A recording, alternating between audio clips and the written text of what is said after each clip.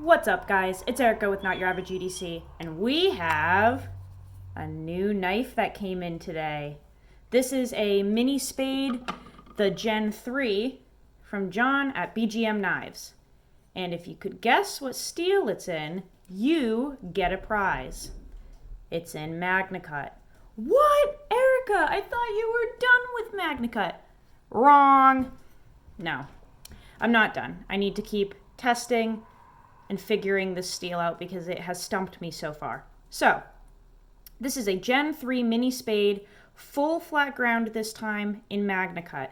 This time it is tested at 62 to 63 as opposed to 61.5 to 62.5 like the original. So, here are some things. Let's just recap real quick for those of you that have not been following my saga in terms of Magnacut.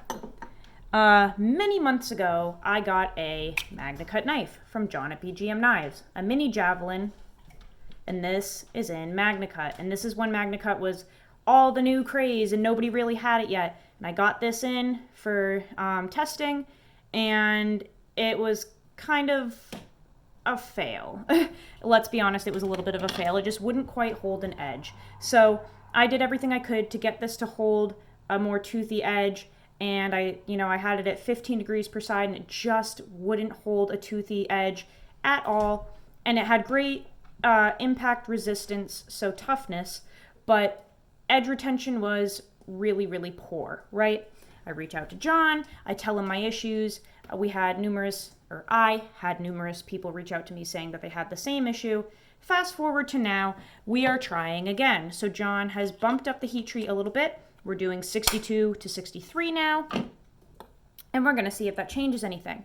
Now, with this knife, I tried to give this the benefit of the doubt from the get-go, from the design. So it's a mini spade, but I ended up doing full flat ground to make it extremely thin and slicey.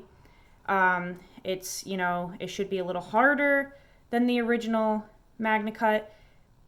I tried my best to basically, like I said, give this the benefit of the doubt. So this literally just came in today. It just got here like a couple hours ago, and I unboxed it, and we don't have an edge. So I can rub my fingers on it with pressure. It's not cutting me. I can use it on my hand all the way to the knife. Right? Not a single mark. So we have no edge.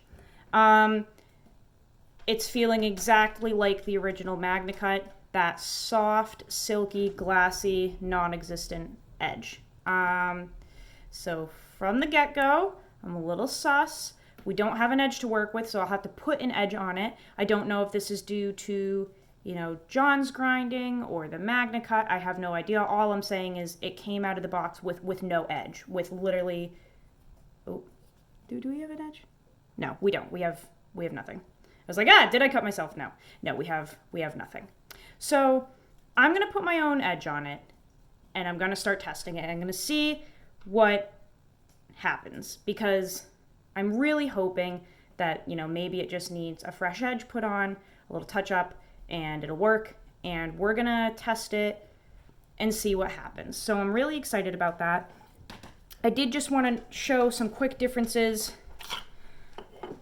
between the first spade that I had and the new one, because this is a Gen 3, so there are differences right off the bat which are really cool. So he has thickened the handle on the Gen 3, if you can see, much thicker. It's actually so thick that the screws are kind of like embedded in the scales, which, let's see, can you guys see that depth? See how they're way tucked in there? That's kind of neat, because normally they're just actually kind of like sitting on the surface. So these scales are so thick that they're much thicker than the originals, which is kind of neat. The stock itself isn't necessarily thicker, but this is nice and thinned out with that full flat grind. And I feel like maybe the ergonomics are just a hair different. I feel like the choil on the Gen 3 is a little more pronounced. We have a little more of a hump right here and just a more pronounced choil compared to a little bit more of like the broomstick mentality from the Gen 2 spade. We just have like a little bit less here of a finger choil. So yeah, just a few slight changes. Because this is full flat ground, it does not have those cool grind lines up at the top, the spade grind lines. We just have a nice thin slicey blade. So I'm hoping that if I just strop this up real quick, it will have some type of edge to work with and to start testing. And I'm going to keep very close track of the difference between how this feels, how it sharpens, how it performs in comparison to the original Magnacut that I had. I'm hoping that we have a little bit of a difference. Hopefully it's improved. I will keep you guys updated, of course, on that. It's a beautiful knife. Like, I am in love with how this turned out. It's absolutely gorgeous. And I think that the color combo that I went with for the sheath and blade is really neat. So we have like this blue and black G10 with a coyote brown Kydex sheath. I think it just looks awesome. So yeah, you guys will be seeing some content on this coming up. Absolutely. We've got lots of info to collect from this knife, but I am a little curious about that edge just not existing yet. Like, this should be, you know, giving me fillet of finger right now. Like, we should be experiencing fillet of fingers with this. The weight of the knife not doing jack shit. Yeah, a little sus. So we will see. Hopefully we can debunk it. That's all I have for you guys on this video. I will see you guys soon. I think I'm going to try to upload another video after this about the Junko that I've been using.